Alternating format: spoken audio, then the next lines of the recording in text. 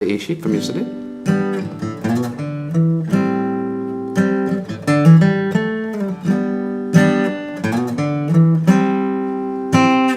Hey everyone, it's Neil again from My Cloud Acoustics. Hope you're all good. As I say, I've not rebranded, just kind of refreshed what we're trying to do here on mixing rhythm and lead, and hopefully a little bit better than I did before. And so I've showed you, the last two videos I've showed you is one on about how to identify the kind of notes, the chords in the scale box, so you can start to play and recognize the chord tones. Yeah, the second one I showed you about changing the E shape, which is a key to be able to play and mix in rhythm and lead a bit better. And the third one is changing the way you play this shape, the A chord, the A bar chord, which for a lot of people is quite tough, to be fair, right?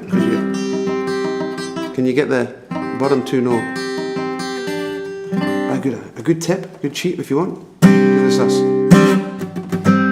It works in a lot of cases, yeah. Particularly the last one when you want to resolve it. Yeah, sus2. Anyway, we'll come on to those later on, okay? Oh, for those of you who want to know, I haven't explained it yet. This is my Gibson Songwriter guitar, spruce top, rosewood's back and sides. I absolutely love this, eh?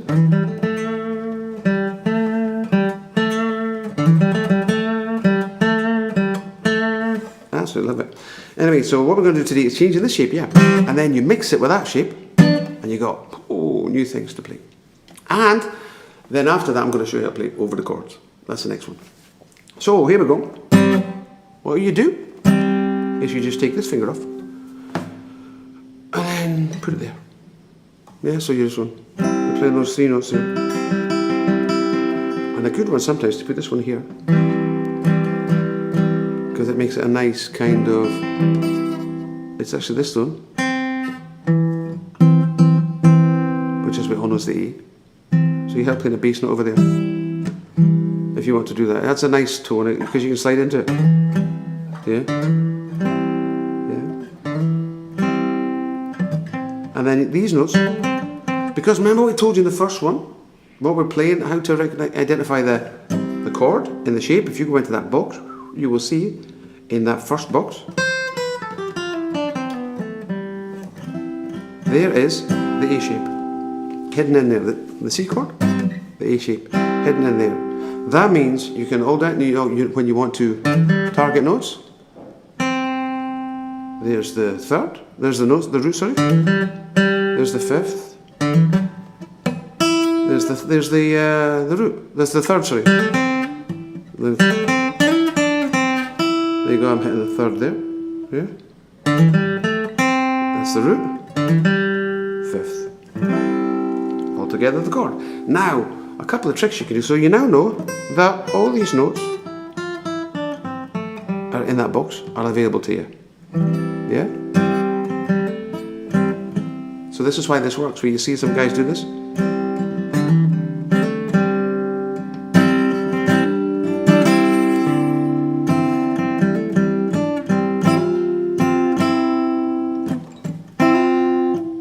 Now my view is don't play like this.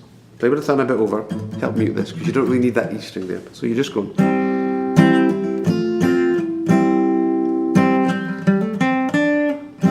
And much like, another little trick that it will always do you good, much like when you're playing this one, and those three were available to you. Remember? So it's something like, something about, is it something, Olivia, yeah? Yeah, like that. You've got the same philosophy here. Yeah? Where those three are available to you.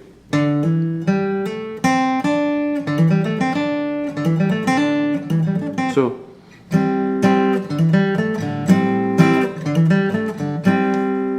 awesome. Easy, eh? Anytime you play it. You play it as a D, they're available to you. So we can simply, so let's just bring that together with the A shape from yesterday.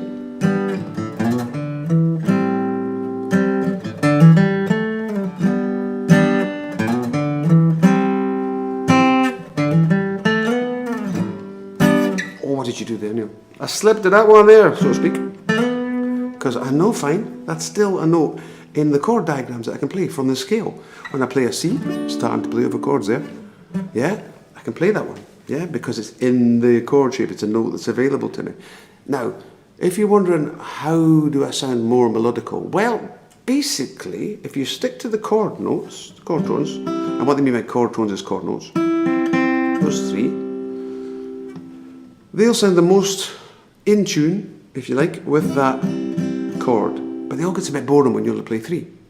If you play pentatonic, it just means those 5 notes all work on all the chords. But I tend to play the whole scale, and because it makes it a little bit more interesting. So, for example, let's do that one. Let's concentrate on that one, and those two. Yeah, here, because they're both in the A minor and the C scale, because relative minor. So, sounds nice. And then go down.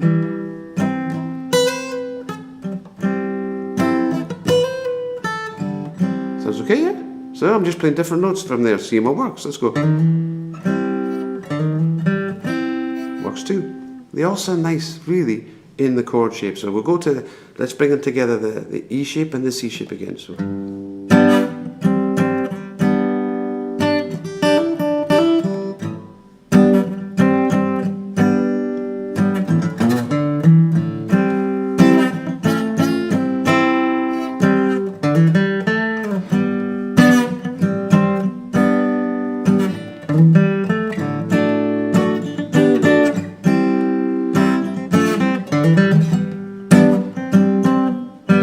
What did you do there, Neil? Aha! I transposed it. Because what I can do here, when I do the shape, when I was doing a C, do the same when I do a D. I can do the same thing, but you hear how it sounds more melodic there, because I'm playing over the D notes when I do that.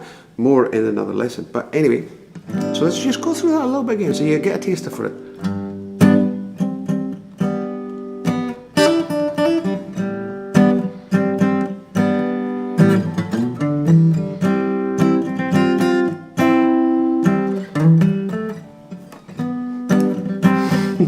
Stop there.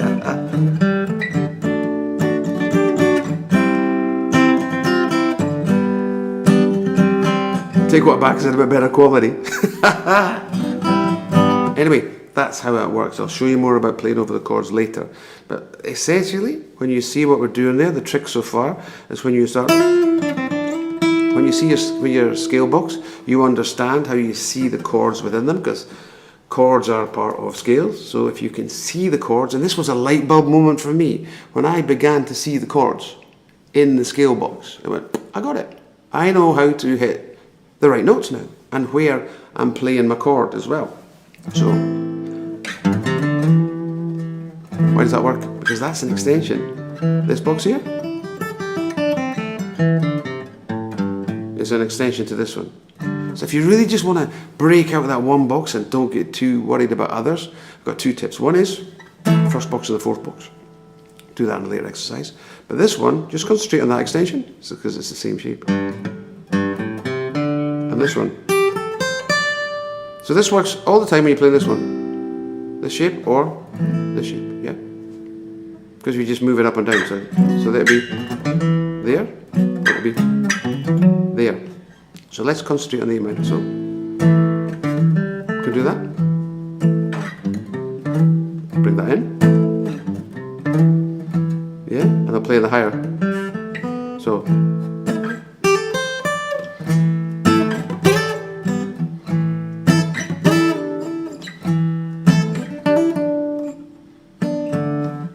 yeah, you can do that. So basically, what we're trying to do here is just extend your boxes there, and most will kind of know that one anyway, so you'll be fine. Yeah. So let's do it in a C.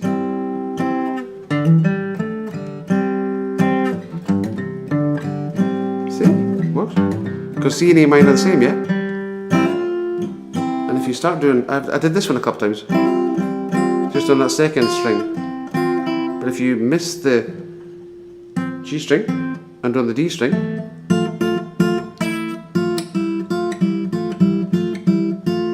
So that's a really nice trick to play when you play this one, because it sounds a little bit Rolling Stones. Listen.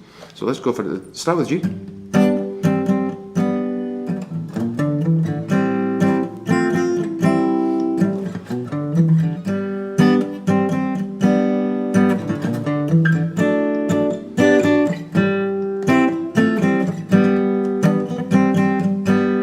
Understand? So I'm playing over the chords there.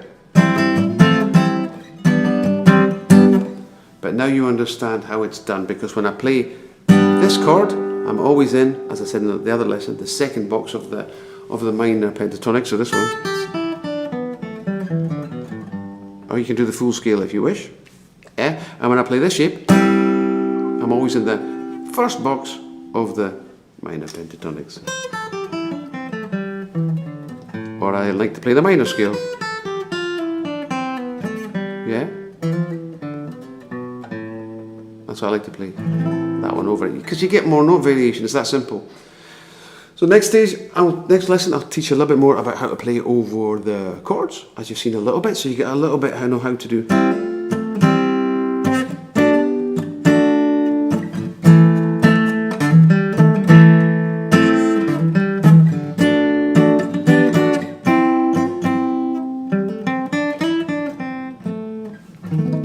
How to do that. Okay, catch you later, bye.